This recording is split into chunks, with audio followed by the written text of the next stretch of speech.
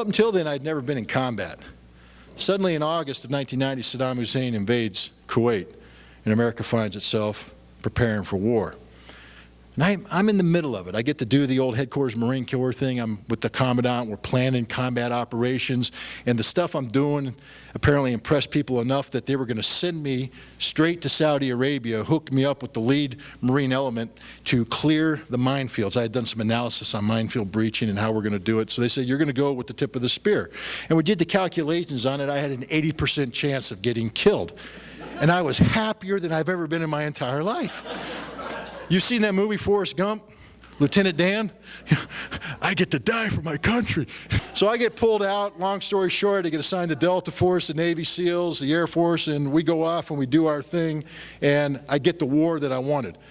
I will just tell you this, war sucks. War is the worst thing that mankind can do to mankind. Anybody who's ever been in combat will tell you that there's nothing good about it.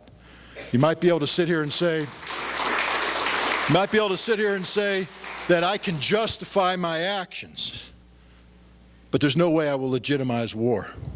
Having shot at and been shot at, there's nothing glorious about it. There's no thoughts of heroism going through while you're clawing at the dirt, peeing in your pants, trying to get a lower profile as you hear rounds cracking overhead, knowing that you got to muster the courage to stand up and assault that which is trying to kill you.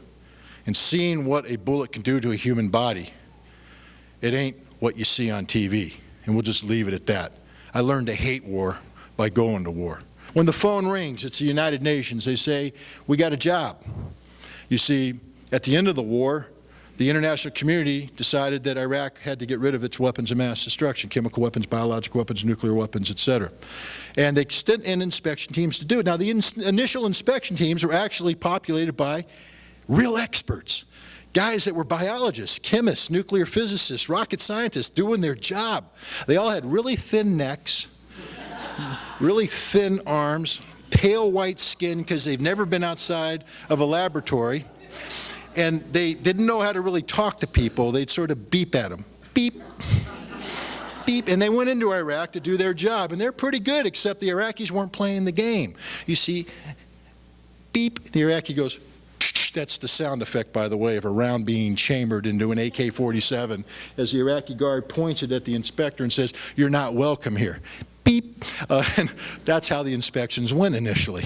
Not very good. So now they have to revamp the inspection process. And I get a phone call and they say, we want to invite you into this process. We need you to come in and come up with a new approach to weapons inspections. You see, we tried the gentleman way, we tried the expert way, and now they have to rely on what I was really trained at doing. See, I'm not an arms control specialist, really.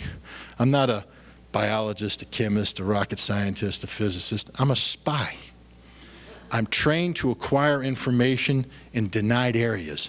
Data that people don't want me to have, I get. I went to the CIA and reported that we were closing the books on the Iraqi missiles, that we could account for them all. The director of the CIA went to the Congress of the United States and said, we think that there's 200 missiles left in Iraq. I went, wait a minute, I just told you there's none. He said, no, there's 200. I said, well, how do you know that? He said, I can't tell you, it's secret. I said, wrong answer, Bubba. That dog don't hunt.